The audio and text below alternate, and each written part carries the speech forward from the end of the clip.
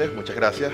Muchas gracias por la invitación. Para mí es todo un honor estar acá, sobre todo porque antes de mudarme a Estados Unidos, yo viví 4 años acá en Santiago y fui muy feliz, nada más me fui porque me casé, pero siempre me encanta estar de regreso en Chile y gracias por la invitación y para mí es un honor estar acá esta noche compartiendo un poco de lo que sé con ustedes.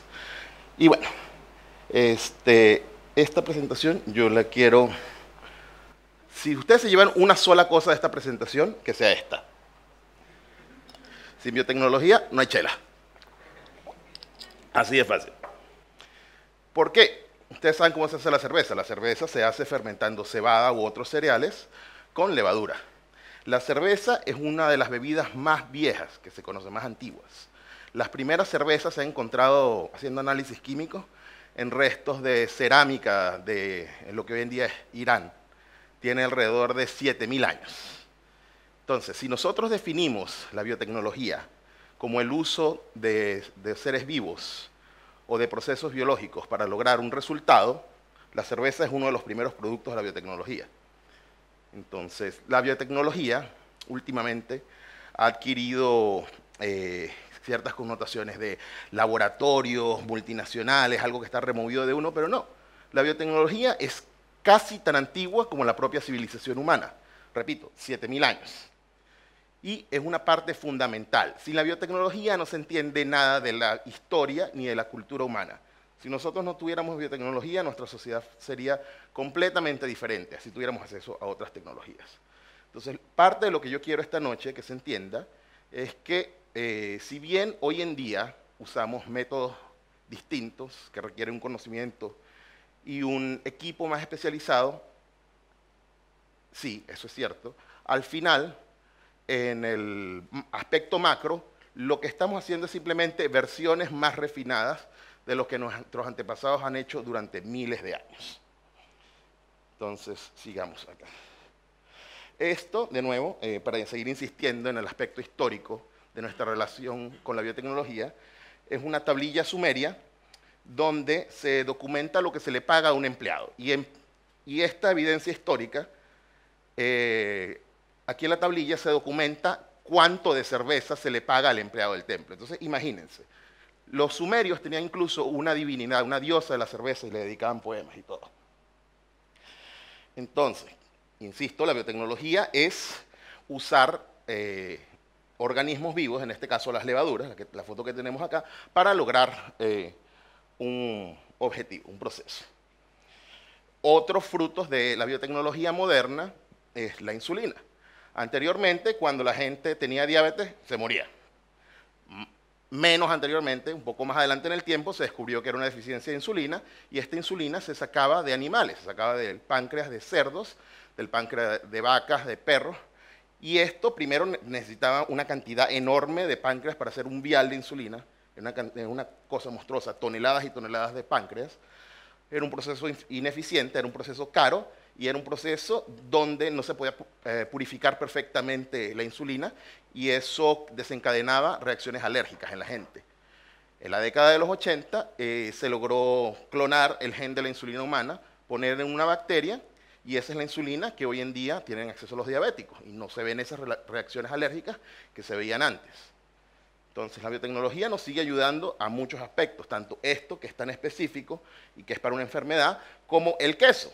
El queso es un producto de fermentación que ha estado con nosotros por miles de años. Pero también, recientemente, se usa una enzima recombinante para replicar el proceso antiguo. El proceso antiguo necesitaba matar a un becerro y quitarle esta enzima del revestimiento estomacal, que se llama cuajo, esta enzima. Ahora eso se hace de manera sintética, con levaduras. Entonces es un proceso mucho más humano y que a los vegetarianos no tiene por qué darle remordimiento de conciencia. Entonces, ya que entramos a hablar una definición básica de biotecnología, cuáles son sus productos, cuál es la relación histórica, ahora yo voy a hacer un paréntesis y voy a decir de lo que no voy a hablar en esta presentación. Yo no voy a hablar de esta compañía transnacional, no la pienso ni nombrar. ¿Por qué? Porque algo que les quiero decir de mí es que para mí el tema de los transgénicos es algo muy querido y que yo he estado estudiando y sido activista a favor de la biotecnología por los últimos 18 años, más de la mitad de mi vida. Más adelante le explicaré por qué hubo este comienzo algo precoz en mi primer semestre de la universidad, mi segundo semestre de la universidad. Entonces, yo tengo de nuevo 18 años viendo este debate y siempre se termina que la compañía esta hace tal cosa. Yo no quiero hablar de eso porque usted se mete en Google y busca y hay decenas de miles de resultados de eso y la conversación siempre se va por allá. Yo no pretendo esto, la biotecnología tiene muchos ejemplos, hay toneladas de ejemplos de transgénicos que han sido desarrollados por el sector público, que están libres de patentes y que tienen usos muy interesantes y potencial muy interesante y es de lo que yo pienso hablar en esto. Entonces esta compañía, perfecto, gracias, disculpe. Yo le pienso aplicar el tratamiento Voldemort, son los innombrables. Cuando me quiero referir a ellos voy a hablar de la compañía Voldemort. ¿Alguien acá está interesado en software libre o usa Linux? Veo que algunas manos se levantan. Bueno, ustedes me van a entender. La situación de alguien que hable de la biotecnología es como si ustedes usan Linux y quieren hablar de software libre y empiezan, bueno, a mí me gusta Linux porque, no, pero es que Mac te viola la privacidad. Bueno, sí, pero es que no te dejan descargar los archivos de música, sino que ellos los borran de tu iTunes. Bueno, sí, pero yo quiero hablar de Linux. No, pero es que Microsoft tuvo una demanda antimonopolio. Sí, pero yo quiero hablar de Linux. Eso es exactamente lo que le pasa a uno cuando uno trata de hablar de biotecnología, de código abierto, biotecnología del sector público. Te dicen, bueno, pero es que la compañía Voldemort tal cosa. Y no. Entonces, esa es una analogía. Yo aquí quiero hablar de algo que sea como el software libre. Si ustedes no lo conocen, este señor es Richard Stallman, que es uno de los principales promotores del software libre, de los ideólogos del software libre. Y sigamos con las analogías. Hay mucha gente, muchos activistas, que se han dedicado incluso a destruir campos de investigación porque ellos detestan a la compañía Voldemort. Entonces son capitalistas, son neoliberales y destruyen un campo de investigación. La enorme cantidad de veces estos campos de investigación no tienen nada que ver con esta compañía y es como si llegaran, estuviera Richard Stallman dando una presentación y viene un manifestante y le destruye la laptop porque no le gusta Apple. O sea, nada que ver. Pero esto es lo que rutinariamente pasa. Han llegado al extremo que han destruido campos experimentales que ni siquiera son transgénicos. Cruza uno una variedad roja con una variedad verde, a ver qué es lo que da. Tienen ese campo experimental, un instituto del gobierno o una compañía, y llegan los activistas y lo destruyen. Esta gente no tiene ninguna formación en el tema, no lo entiende bien y pretende guiar las decisiones de toda la sociedad en su conjunto. Entonces, ya que hablamos del capitalismo y del neoliberalismo, hay algo que es necesario aclarar, que incluso países tan poco sospechosos de ser cerdos capitalistas como Cuba desarrollan sus propios transgénicos. Ellos desarrollan sus transgénicos a nivel agrícola, han desarrollado maíz transgénico y también tienen animales transgénicos en el área de la investigación. Otro paréntesis, todo lo que yo digo en esta charla puede ser respaldado con la evidencia. Usted no tiene necesidad de creerme a mí. Si ustedes dudan de algo de lo que yo digo, saquen su celular, busquen en Google y ahí está la respuesta. De nuevo, yo no les pido que confíen en mí, solo les pido que me escuchen y si tienen dudas en las preguntas y respuestas o investigan por ustedes mismos. Ustedes se pueden meter al sitio de la Asociación Mundial de la Propiedad Intelectual, hacen una búsqueda por Cuba y transgénicos o Cuba y biotecnología y van a ver la enorme cantidad de patentes que tiene Cuba. Entonces no sé si eso hará recapacitar a cierta gente de que las patentes quizás no sean tan malas, ¿no? Entonces, ya que hablamos de las generalidades, pasemos a hablar de casos particulares. El primer caso, el que les quiero hablar del uso de la biotecnología, del uso benéfico de la biotecnología, de los transgénicos en particular, es la berenjena transgénica en Bangladesh. Esta berenjena fue desarrollada por el sector público y se le da a los agricultores libre de costo. Se le da la semilla y es una semilla que el agricultor puede resembrar y seguir resembrando hasta que quiera o hasta que decida cambiar de variedad. Y este señor está sonriendo. ¿Por qué tiene esta sonrisa este señor? Y este señor también tiene una sonrisa muy grande, con una berenjena muy grande también. Estos señores tienen una sonrisa porque la berenjena transgénica que hay en Bangladesh es resistente a los insectos. Anteriormente, antes de la llegada de esta berenjena en Bangladesh, que ya este es creo que el tercero o el cuarto año que se planta, los agricultores hacían esto. Esparcían pesticidas, aplicaban pesticidas sin ningún equipo de protección. Y esto no es algo que nada más pase en Bangladesh. Esto es algo que yo con mis propios ojos he visto en Venezuela multitud de veces. Yo soy venezolano originalmente. Entonces, esto es algo que pasaba. ¿Y por qué el agricultor, si el pesticida es cancerígeno, es peligroso, es todo eso, por qué esta gente aplica el pesticida sin equipo protector? Porque tiene que hacerlo, porque no tiene dinero para el equipo protector y porque si no aplica el pesticida, los insectos se comen la cosecha. Y estos son agricultores de subsistencia. Si el insecto se come la berenjena, ellos no comen. Entonces, si yo creo que cualquier ser humano, cualquiera de nosotros, si estuviera en esta circunstancia de me podría dar cáncer en 20 años, en 10 años, versus no puedo comer el mes que viene, la elección es muy clara. Y estos agricultores también tienen que gastar en el pesticida. Entonces, gracias a esta berenjena, las aplicaciones de pesticidas, de insecticida en específico, se han reducido de 100 aplicaciones en una temporada a menos de 10. Un factor de reducción de 10 veces del uso de un agrotóxico que es peligroso para el ser humano. ¿Y cómo se logra esto? Esto se logra introduciendo un gen de una bacteria que se llama el Bacillus thuringiensis, BT, en la berenjena. Esta berenjena, cuando el insecto la come, se muere. Pero esta misma proteína es completamente inofensiva para el humano. Entonces, yo tengo prueba experimental de eso. Aquí estoy yo, que no me he muerto, y allá está Daniel Norero, que tampoco se ha muerto, creo. Entonces, nosotros cuando estábamos en Cornell nos dieron una clase donde nos mostraron la proteína y dijeron, bueno, pero vamos a comerla. Se quedan así como que, pero ¿es tóxica o no es tóxica? No, no es tóxica. Bueno, pásame la lata que nos la vamos a comer. No pusieron buena cara, pero bueno, al final muchos de nosotros probamos la proteína y les puedo decir que sabe a comino. Y la cantidad que me estoy comiendo ahí, que es una tontería, que me cubría apenas la punta del dedo, es una cantidad millones de veces mayor de las que uno se puede comer en cualquier maíz o en cualquier berenjena. Entonces, esta tecnología es súper segura y nos protege de insectos y evita que se usen agroquímicos. Este es un uso de la biotecnología. Ustedes van a escuchar que la gente antitransgénico dice, no, pero es que no se ha documentado el uso en humanos, que es que la gente se lo come.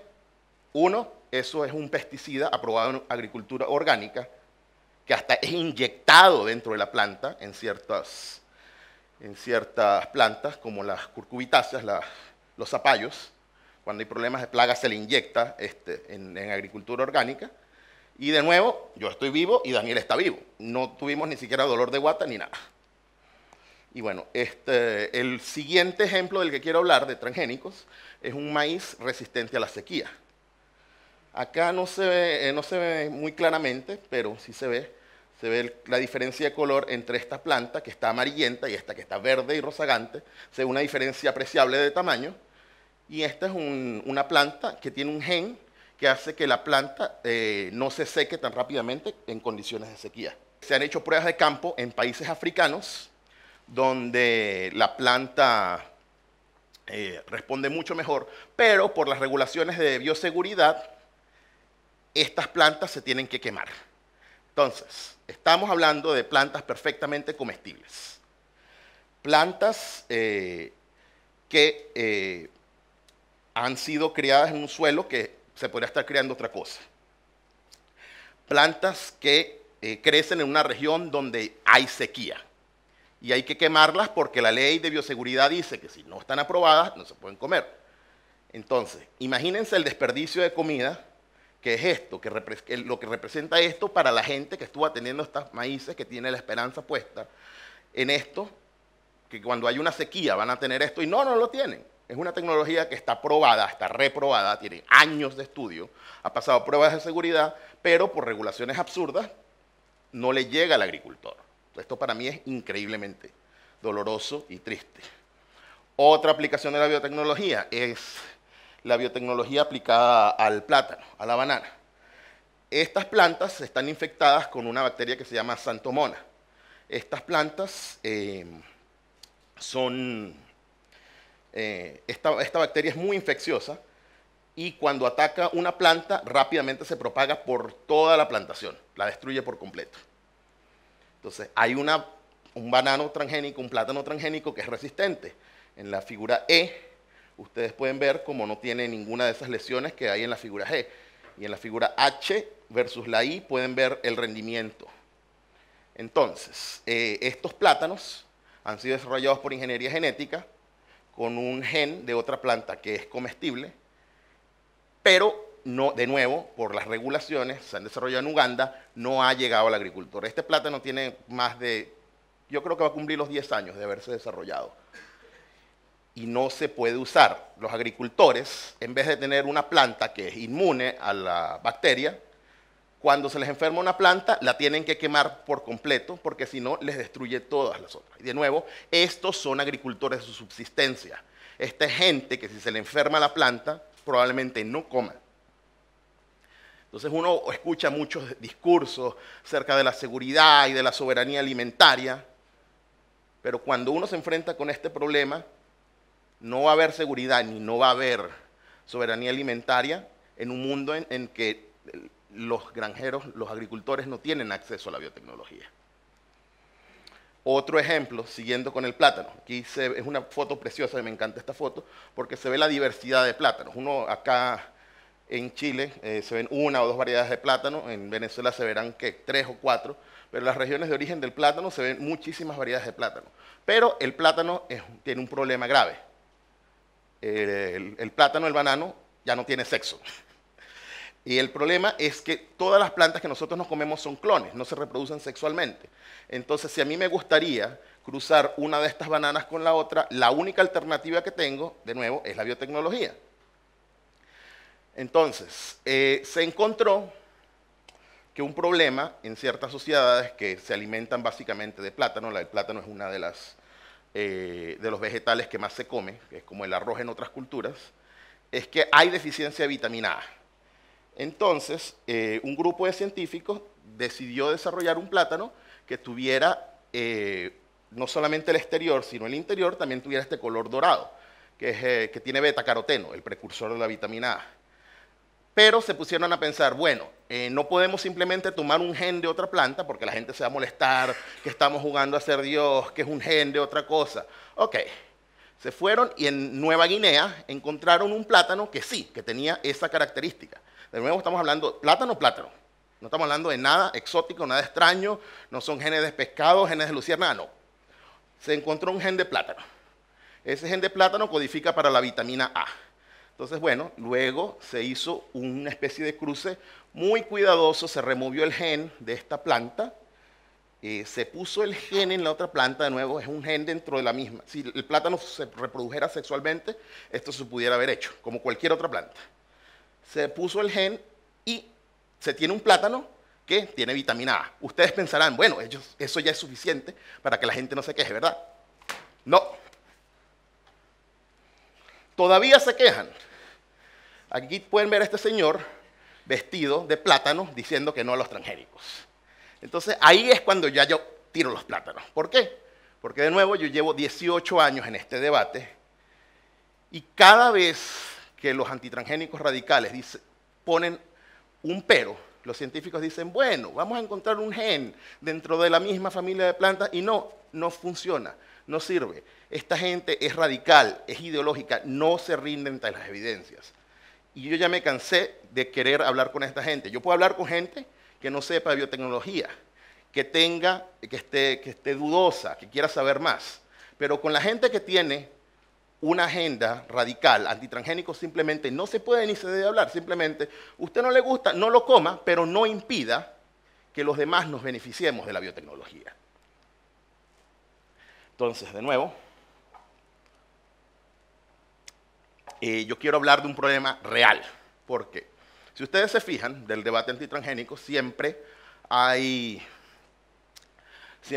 un discurso que trata de asustar, que las supermalezas, que nos va a dar cáncer, que el autismo, que no sé qué. Ustedes revisan los 20 años, los últimos 30 años, y nada de lo que han dicho ha ocurrido. Hay cosas que parece que hubieran ocurrido, pero uno se pone a ver y no, eso también ocurrió en agricultura no transgénica. Y hay problemas reales, hay problemas muy reales a los que no se le presta atención.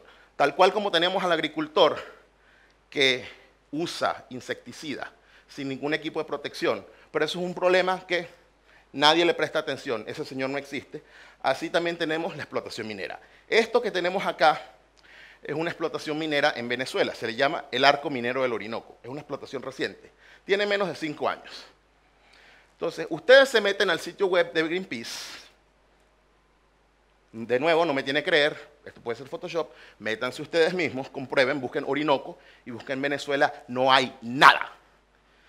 Y esta explotación minera está en la selva del Amazonas. Aquí hay una riqueza animal y vegetal increíble. A mí como biólogo me duele que una biodiversidad tan enorme esté destruida por esto, por minería, simple y llanamente. Entonces uno ve a los defensores del medio ambiente, no dicen absolutamente nada de esto, se quedan callados, hay un silencio enorme. Usted va y le pregunta a Greenpeace cuando están recogiendo fondos, ¿ustedes saben algo del Arco Minero del Orinoco? No saben qué decir. Pero ustedes se meten a Greenpeace a buscar transgénicos, página tras página tras página de información falsa. Y esto a mí me molesta. ¿Por qué? Porque la biotecnología es una alternativa. Porque productos de gran valor agregado de biotecnología pueden dar muchísimo más ingreso a un país como Venezuela o a un país como Chile que actividades de gran impacto ambiental como la minería o la extracción de petróleo. Y nuestras sociedades no están yendo a eso. Seguimos haciendo minería, seguimos extrayendo petróleo, seguimos quemando petróleo, seguimos emitiendo millones, billones de toneladas de CO2 al aire todos los años. Y hay muchas soluciones que puede ser que suenen raras o que puede ser que son incómodas, que no le gustan a cierta gente, pero que son soluciones razonables, que son soluciones que nos pueden dar buenos ingresos y tienen un impacto ambiental mínimo. Ahora les quiero mostrar un video que tiene relaciones con esto de la cabra y nos explica cómo la biotecnología y las cabras pueden dar un ingreso sustancial con un impacto ecológico mínimo. Esto fue un proyecto que nosotros teníamos de difusión de la biotecnología hace un par de años, pero en realidad al final empezamos a trabajar en él y no lo sacamos porque hay que ser realistas y la situación de Venezuela no está para esto. Esto es como darle aspirina a alguien que necesita quimioterapia. Si te dijera que Venezuela podría hacerse un país muy rico solo con cabras, ¿me creerías? Pues sí, y es más sencillo de lo que crees. Resulta que unos científicos bielorrusos crearon una cabra que puede producir grandes cantidades de lactoferrina en su leche, una proteína utilizada en la industria alimenticia, cosmética y en medicamentos para mejorar el sistema inmunológico, fortalecer los huesos, también como antioxidante y regulador del sistema digestivo. ¿Y cuánto produce? Hasta 1 kilogramo al año. No parece tanto, pero piensa que cada gramo de lactoferrina cuesta $4.000. Esos son $4 millones al año por cada cabra. Pero, ¿qué tienen de especiales estas cabras? Pues que han sido creadas con biotecnología. La biotecnología es una increíble área de la ciencia que permite modificar un organismo para cambiar una de sus características. Generalmente esto se hace modificando los genes de esos seres vivos. A esto se le llama organismo genéticamente modificado o transgénico. Pero espera, quizás hayas escuchado mucho sobre esto y nada ha sido bueno. Y es que muchas han sido mentiras o verdades distorsionadas. Los transgénicos han demostrado ser muy seguros y son clave en industrias como la medicina, los cosméticos, los suplementos alimenticios y además han sido imprescindibles para la producción masiva de alimentos en todo el mundo. Esto ha sido vital para nuestra alimentación y el desarrollo de muchas industrias, pero la desinformación del tema le ha dado mala fama, tanto así que su uso está prohibido en Venezuela, a pesar de no haber mostrado nunca efectos negativos. ¿Quieren otra idea de negocios? Producir insulina. Millones de personas al año mueren de diabetes. Gracias a la biotecnología se pueden producir insulina en laboratorios y y en Venezuela podríamos venderla en todo el mundo a bajo precio para competir en un mercado en el que este producto es sumamente costoso, desarrollando nuestra economía y salvando millones de vidas. Todos ganamos. Las posibilidades son muchas y todas más rentables que el proyecto del arco minero, que además de destruir nuestro medio ambiente, ofrece solo entre 20 y 40 mil millones de dólares en 15 años, pues 1000 de nuestras cabras transgénicas pueden producir esa cantidad solo en un año. Además, son un negocio muy sustentable y con un impacto mínimo en el medio ambiente, a diferencia de la muy contaminante minería.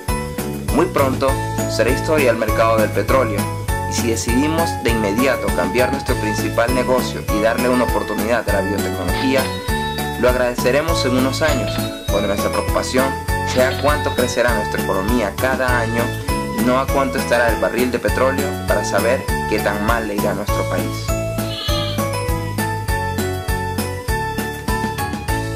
Bueno, yo quiero cerrar la presentación, ya bien honesto, con un análisis de la situación de la biotecnología en Chile. En Chile hay varias compañías de biotecnología muy prometedoras. Yo acá llegué con mi propia compañía de biotecnología que no funcionó por diversos factores, pero gente que llegó al mismo tiempo que yo ya tiene oficinas ya tiene sus oficinas aquí en Chile. Algunos chilenos, algunos extranjeros, les ha ido bien. A menos de 2 kilómetros de acá está la compañía Ubiome, que como yo vino con Startup Chile, y que tiene ya una valoración de más de 50 millones de dólares en menos de 4 años. Ellos hacen diagnóstico de las bacterias del microbioma de la gente, las bacterias beneficiosas que cada uno tiene en la piel o en el estómago. Y ellos tienen su sede de investigación y desarrollo en Santiago. Aquí está Andes Bio, otra compañía que se especializa en terapias contra el cáncer, que también ambas de estas compañías han recibido capital extranjero. Está Bioquímica y Experimento, que son compañías netamente chilenas, que están dedicadas más a la divulgación científica. Y veo a Ana, la representante de Experimento allá. Entonces, Chile está ahora en una situación en que hay mucho potencial. Con las políticas públicas adecuadas, y no me refiero solamente a los transgénicos, sino en pruebas clínicas, en terapias, que el sector público se mueva del modo adecuado, Chile puede tener unos ingresos enormes y de nuevo esto es una actividad de muy bajo impacto ambiental. Pero también es necesario que el sector privado se comprometa, porque uno de los problemas que tienen los emprendedores en Chile es que es muy difícil acceder a fondos de capital de riesgo privados porque el inversionista tiende a ser muy conservador. Entonces, tenemos que movernos en la dirección correcta, pero la buena noticia es que ya estamos. A mí como venezolano, para mí tratar todos estos temas es sumamente doloroso, también porque recuerdo que una de las cosas que dice mucho la gente en transgénicos es que a uno lo que le importa es el dinero que uno le paga la compañía Voldemort. Y yo aquí veo varios biólogos y yo creo que levante la mano el que se metió a la biología porque pensaba que iba a ser millonario. Yo mismo, o sea, yo ahora no tengo nada que ver con biología, tuve que cambiar de ramo precisamente, me tuve que meter a trabajar en Data Science, que es informática esencialmente, modelos matemáticos, porque la biología no me da lo suficiente que yo necesito para sacar a mi familia y ayudar a otra gente en Venezuela. La biología no da. Yo ahora me ofrecieron un doctorado en Cornell y en mi trabajo actual hago casi 5 veces lo que iba a ser de estudiante de doctorado. Para mí es absurdo. Yo recuerdo que estos activistas que les decían a mis profesores, que los acosaban, que los decían, a este señor le paga la compañía Voldemort. Todos los investigadores que acusaban de esto están en Venezuela ahora, ganando pensiones de menos de $20 mensuales. Muchos de los que los acusaban están en Inglaterra, están en Francia, están en Estados Unidos. O sea, de nuevo, yo no soy un recién llegado, tengo 18 años viendo esto, y a mí me aterra la cantidad de mentiras y la actitud que toma esta gente. Entonces, mi reflexión final es que Chile tiene un potencial enorme que no hay que desperdiciar, que el sector público tiene que trabajar, el sector privado también tiene que trabajar, pero yo soy muy optimista, porque de nuevo, a menos de 2 kilómetros de acá está ubicada una compañía de 50 millones de dólares y solo es una de varias. De acá también, talento chileno es el doctor Pablo Valenzuela, que hizo la primera vacuna recombinante. y que tiene una fundación también que ayuda a la gente a desarrollar ideas de negocio en biotecnología. Entonces yo creo que Chile tiene un futuro muy amplio, pero yo los invito a todos ustedes de nuevo a que no me tienen que creer, a que investiguen por ustedes mismos, a que entiendan que un grupo de radicales, fanáticos, ignorantes, no puede, bajo ningún concepto, guiar nuestras políticas públicas. Porque en Venezuela eso fue lo que pasó. Nuestro gobierno dejó que esta gente manejara la política agrícola y la política científica. Y bueno, yo no tengo ustedes que explicarles lo que está pasando en Venezuela. No cometan ese error. Gracias.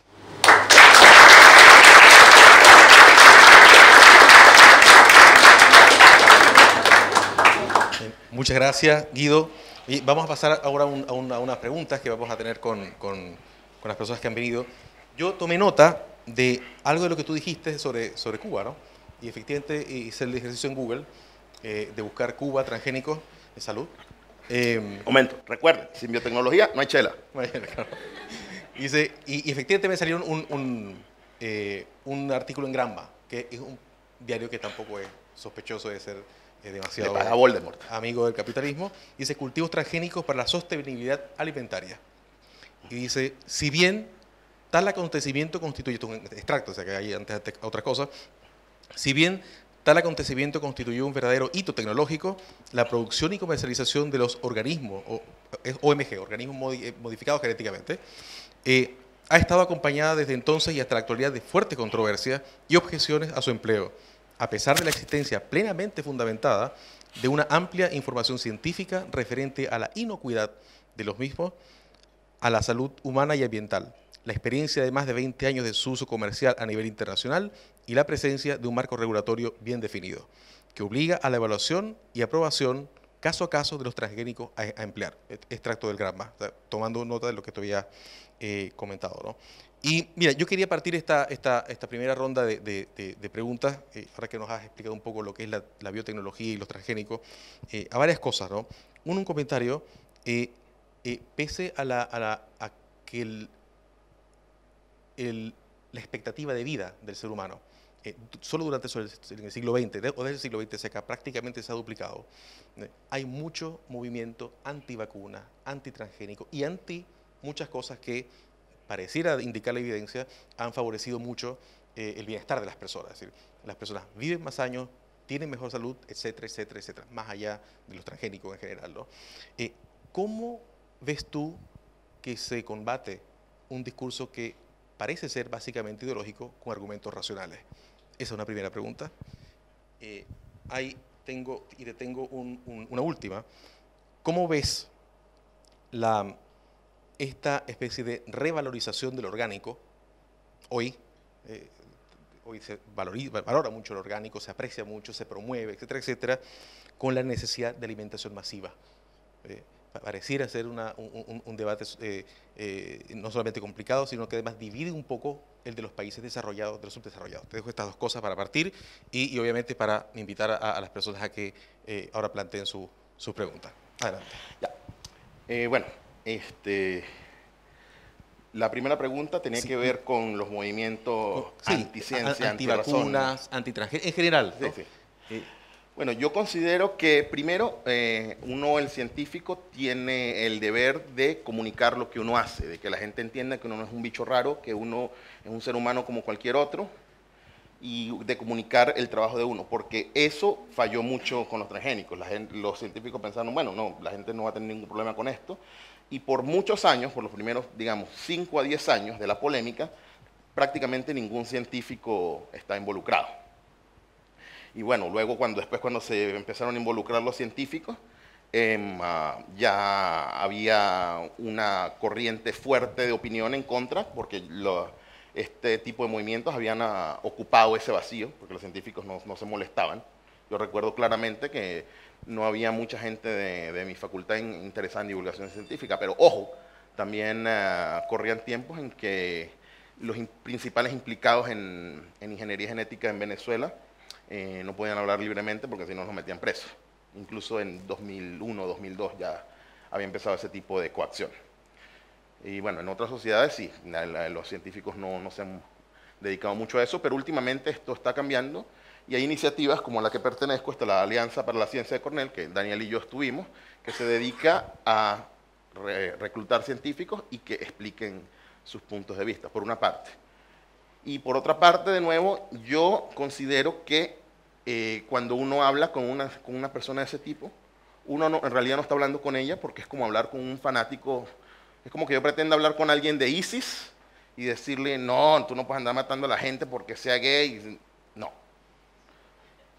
La utilidad no es hablar con esa persona, la utilidad es hablar en público con esa persona y que los demás que están en territorio neutro vean que yo lo que afirmo, lo afirmo con la evidencia.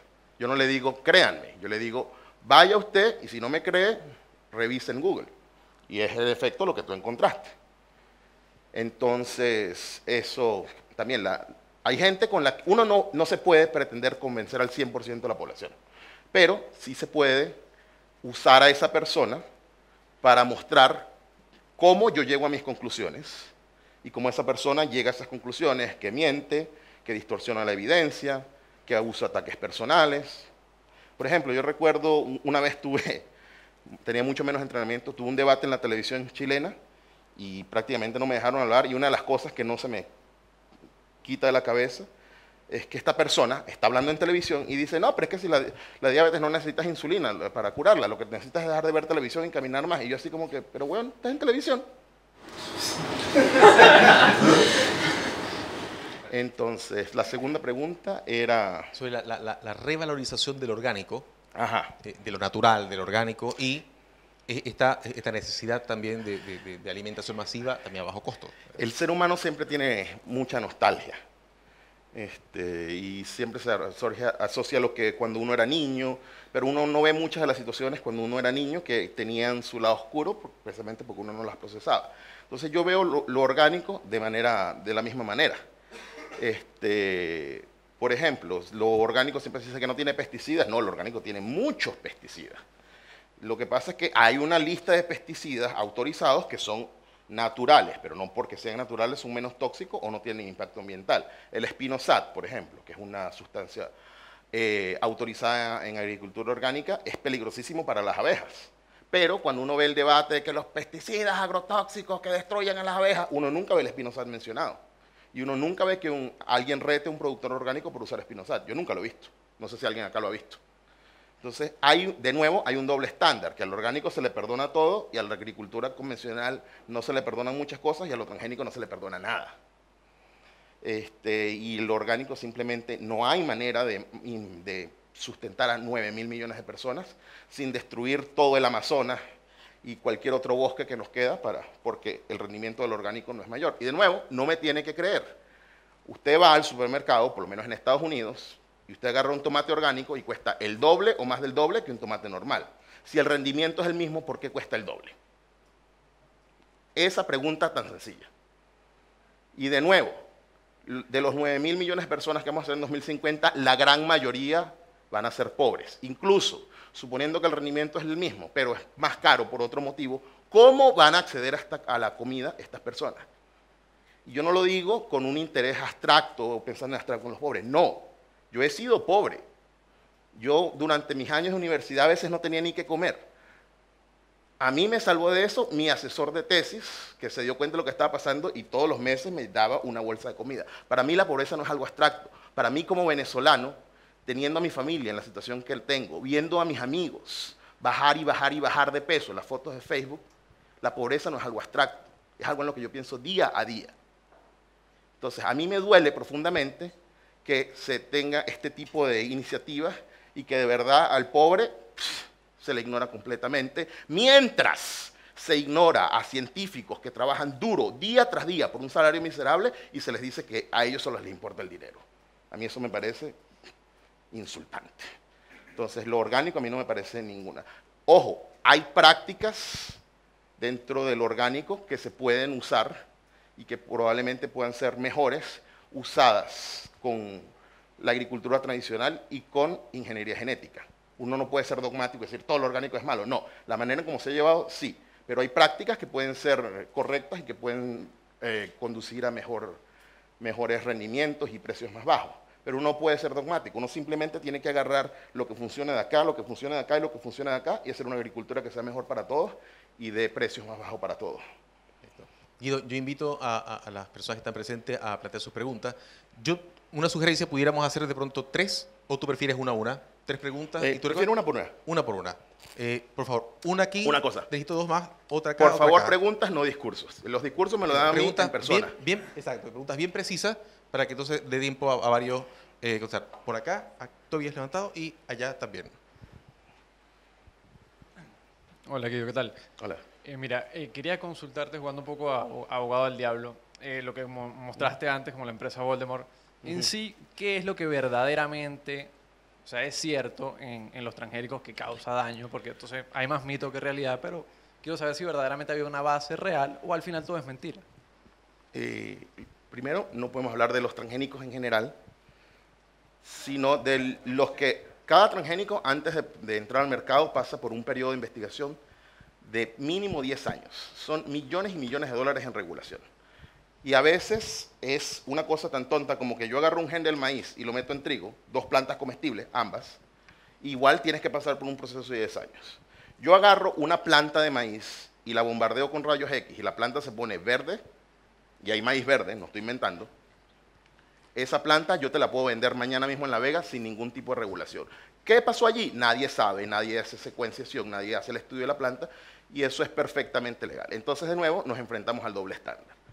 Pero la regulación de los transgénicos es muy, muy, muy tediosa y no se ha encontrado ninguna evidencia que te diga, mira, este transgénico en específico ha causado este efecto en la salud. Hay muchos experimentos, pero de nuevo, estos experimentos tienden a ser de un pequeño grupo de científicos que nadie más puede replicar, que muchos de ellos, bueno, algunos de ellos tienen intereses comerciales, otros de ellos ni siquiera son biólogos, no tienen ninguna formación en ciencias de la vida, y de nuevo nadie los puede replicar y otros estudios y otros metaestudios dicen completamente lo contrario. Y estos científicos son la enorme minoría. Por ejemplo, hace 2 años hubo una carta, hace 3 años ya, hubo una carta de más de 100 premios Nobel diciéndole a Greenpeace, hey, deja de oponerte a los transgénicos, deja de oponerte al arroz dorado. Entonces, si tú agarras una persona que tiene una compañía, como es el caso de Seralini, que vende agua homeopática para el daño contra el glifosato, que obviamente tiene un interés comercial, versus 120 premios Nobel, ¿a quién le cree? Hola, mira, esa metodología nueva que se ha puesto para el uso de la protección de bichos y bacterias, ¿disminuye también los elementos tóxicos que pueden afectar al organismo o los ciclos naturales del metabolismo? Sí. En el caso de los insecticidas, por ejemplo, yo vengo de la región de los Andes en Venezuela, del estado Trujillo, y yo recuerdo que era muy común que los agricultores se suicidaran. Y generalmente lo que usaban para suicidarse no era glifosato, que en aquella época no se usaba, y que la dosis de glifosato es como que hay que tomarse bastante glifosato como para poder suicidar, sino con insecticidas de este tipo que se usan contra los gorgojos, contra los escarabajos que se tienden a comer este tipo de cosechas. Este tipo de insecticidas en dosis altas, que no son las mismas dosis que le llegan a uno después de que el producto ha sido lavado y cosechado, pueden afectar el sistema nervioso, pueden causar daños reproductivos, y mal usados son muy peligrosos. Pero de nuevo, si yo me como el salero completo, obviamente me va a pasar algo. Si yo uso la sal en moderación, no va a pasar nada. Pero estos tipos de insecticidas biológicos sí causan una disminución importante de las aplicaciones de insecticidas que son bastante tóxicos. Hay otros transgénicos que no tienen ese efecto, pero no es necesariamente lo que se busca. Por ejemplo, la papaya transgénica resistente al virus de la mancha anular tiene un efecto 0 porque es una resistencia a una enfermedad, no es una resistencia a insectos o a malezas. Hola, felicitaciones por la presentación. Muy lindo lo que estás haciendo. Gracias. Realmente es súper importante para el desarrollo de los países. 2 preguntas muy cortas. La primera es, reconociendo lo que tú dices, que claramente estas instituciones internacionales como Greenpeace están súper ideologizadas, siguen una agenda política clara y hacen un claro rechazo a la evidencia científica. También tenemos que reconocer que la comunidad científica históricamente tampoco ha sido fuerte en comunicar la ciencia, en comunicar los avances y cómo nos afectan beneficiosamente en día a día, como todos los ejemplos que tú mostraste. Entonces, la primera pregunta es, ¿qué crees tú que pesa más, considerando esos dos factores, en el problema que estamos hablando de este como detrimento de la biotecnología y que los transgénicos son malos y todo ese cuento? Y la segunda es que, en tu experiencia, ¿cuáles son las actividades y estrategias para comunicar más efectivamente a la población en general los conocimientos y tópicos científicos que son de importancia para relevar todo el bien que le hace a la humanidad el desarrollo de la ciencia? Ya, yo te voy a poner, a mí me encantan las analogías, como ya se pueden haber dado cuenta, y la analogía que yo siempre pongo es que cuando el científico se enfrenta a hablar con un ideólogo, que él piensa que tiene la razón y que te va a mentir y te va a decir lo que sea, es como que yo soy un boxeador y boxear es lo único que sé hacer y lo único que puedo hacer, y yo me voy a enfrentar a uno de estos que hace Ultimate Combat. Yo lo único que puedo usar son mis manos y el tipo me va a dar patadas, me va a hacer de todo, que no tiene que ver con las reglas de boxeo. ¿Por qué es la analogía? Porque uno, como científico, uno solamente usa los hechos y uno acota las cosas. Uno puede decir 100%, no, bueno, en la mayoría de los casos, y eso no tiene el mismo impacto que yo diga, bueno, hasta donde se sabe, la mayoría de los transgénicos en el mercado, no, todos los transgénicos en el mercado han pasado por controles de ¡te va a dar cáncer! Es muy difícil contrarrestar este discurso, nada más con los hechos, porque uno trata de dar certezas, pero en la ciencia no hay certezas.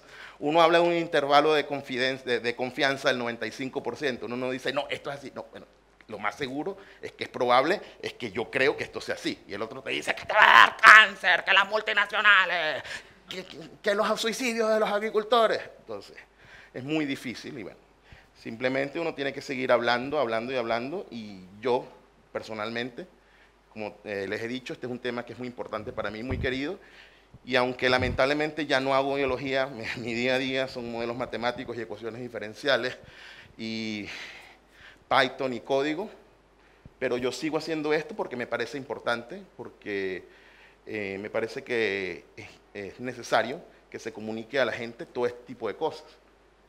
Y la segunda pregunta que me hiciste fue acerca de...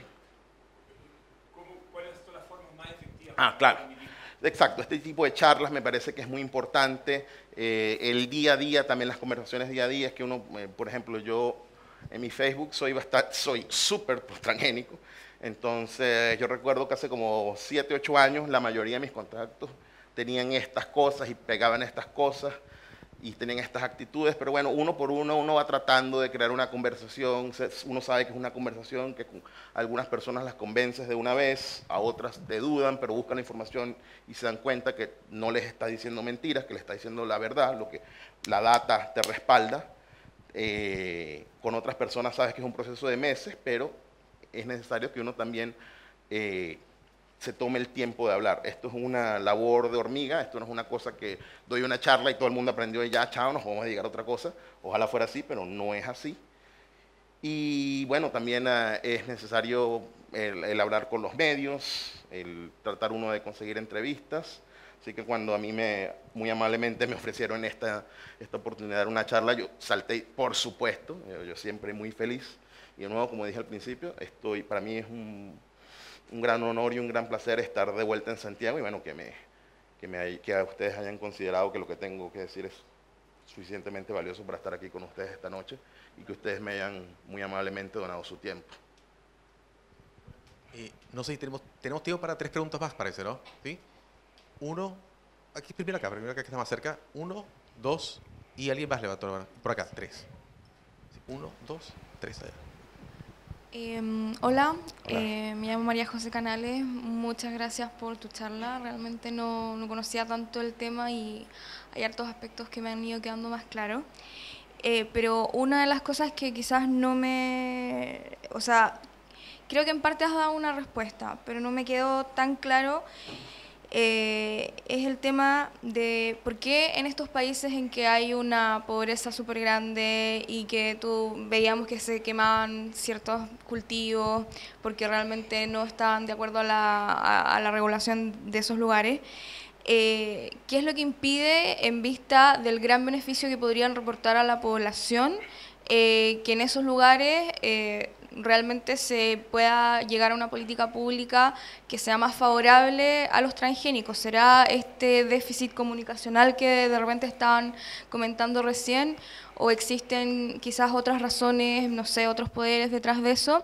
Y por otro lado, un poquito en relación con esto, tú decías que en Chile también hay un espacio como que puede ser prolífero para que se desarrolle la biotecnología, y en ese sentido acá las regulaciones nos acompañan. Ya, los países africanos tienen una situación súper difícil. Y en parte es la analogía que yo ponía de que te caen a combos un peleador de Ultimate Fighter y tú eres un boxeador nada más, y te cae a patadas y te hace de todo. Y esto no es una cosa que yo te estoy diciendo de tercera mano, sino que cuando estuvimos en Cornell escuchamos esos ejemplos, que llega alguien y le dice a la gente, no, es que si ustedes, y esto está documentado, también lo puedes buscar, hay artículos escritos al respecto, no, es que si usted usa maíz transgénico le sale el hijo maricón, o si usted queda usted estéril. Así. Este es el nivel tan bajo y rastrero de mentiras. Y estas son mentiras que yo he visto, de nuevo yo tengo 18 años estudiando el tema, una y otra vez. Tú lo ves en artículos de Nigeria, lo ves en artículos de Tailandia, en Venezuela decían que las abejas que se comían el polen de la papaya transgénica iban a terminar en la melaza y las mujeres iban a dar a luz a niños retrasados mentales. No, unas mentiras bárbaras. Y contra este tipo de cosas es muy difícil luchar. Eso por un lado. Por el otro lado, hay grupos de gente que están en África tratando de cambiar estas leyes, de que se permita el uso de la biotecnología. Y en Uganda está a punto de firmarse una ley que le están haciendo unos cambios menores para permitir el uso, por ejemplo, de la banana resistente eso por un lado, a la santomona. Por el otro lado, hay intereses comerciales también, porque en Europa no se aceptan mucho los organismos transgénicos, y esto significa que si algunos países africanos empiezan a producir su propia biotecnología, les meten miedo que no, Europa no les va a aceptar más las exportaciones, aunque no necesariamente sea así, porque si tú estás desarrollando banano transgénico en tu área, ¿qué tiene que ver eso con las otras cosechas que tú mandes a Europa? Pero se usa como arma de intimidación y le dice, no hagas eso porque si no Europa no te va a comprar más.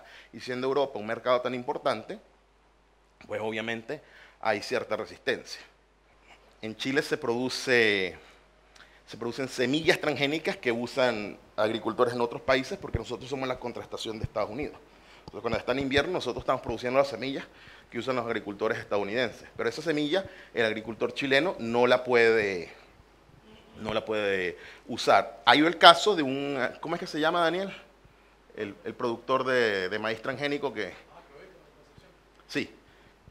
se declaró en rebeldía y él cultiva su maíz transgénico y dice que es mejor y que él tiene el derecho a hacerlo porque, de nuevo, aquí no se permite que el agricultor se beneficie de esta tecnología como se beneficia en Estados Unidos, por ejemplo, pero sí se importa comida que tiene organismos transgénicos. Entonces estamos en una situación absurda. México no está en una situación similar. México no se permite el uso de transgénicos en suelo mexicano y como consecuencia los rendimientos son menores y tienen que comprar maíz de Estados Unidos.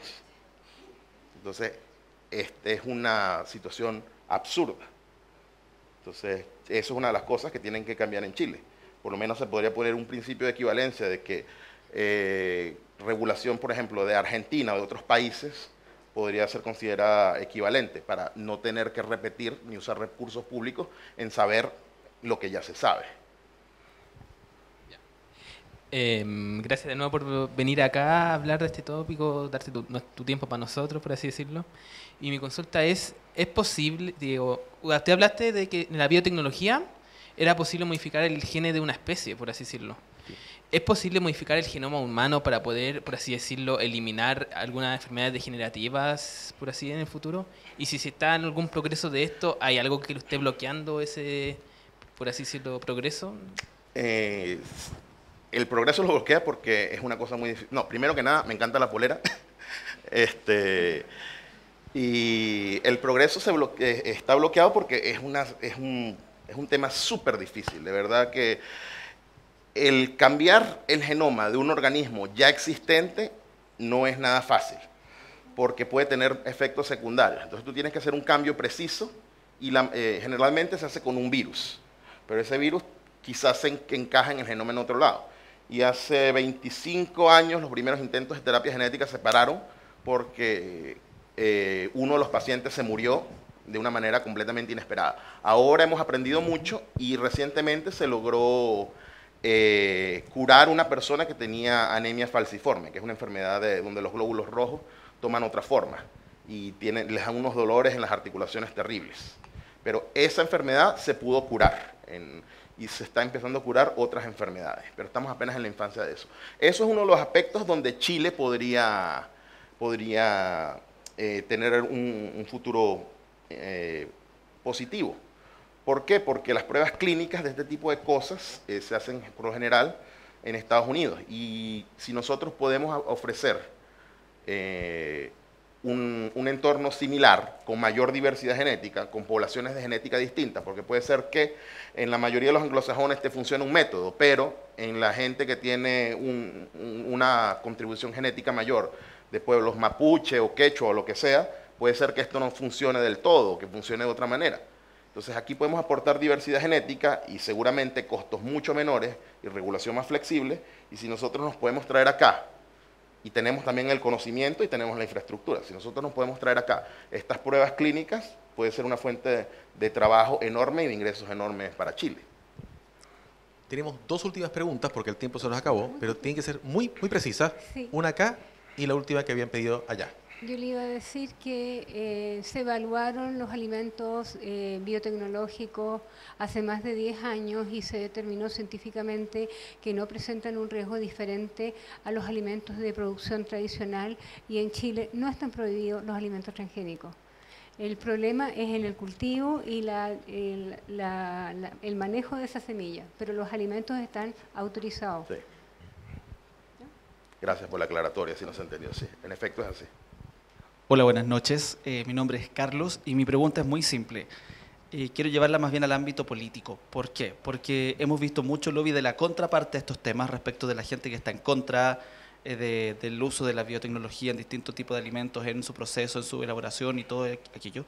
Vemos incluso a políticos chilenos en eso. Entonces, quisiera saber yo, a nivel de organización, en el caso de la organización a la que usted representa y otras más, ¿qué estrategias de lobby a nivel político, de marketing, de promoción, a nivel también de debate se está implementando, si es que realmente existe, para poder contrarrestar esto y poder permitir el avance de la implementación de estos productos en la vida diaria de los agricultores y de tantas otras personas?